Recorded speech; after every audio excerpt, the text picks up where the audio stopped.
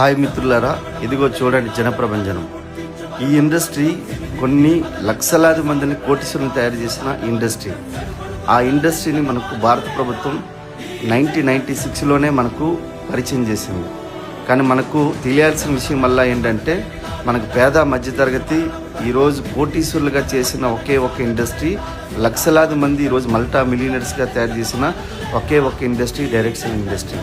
ఈరోజు 22,000 కోట్లతో ఈరోజు భారత ప్రభుత్వంలో ఒక అత్యంత అద్భుతమైన ఇండస్ట్రీగా ఎదుగుతున్న ఒకే ఒక ఇండస్ట్రీ డైరెక్ట్ సెల్లింగ్ ఇండస్ట్రీ.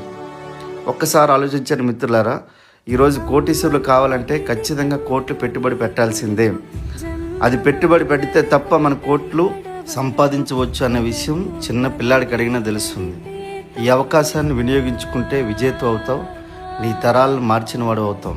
అందుకే ఈ అవకాశం ప్రతి ఒక్కరూ వినియోగించుకునేటట్లు మనకి ఈరోజు గవర్నమెంట్ ఒక పటిష్టమైన చట్టాన్ని ఏర్పరిచింది.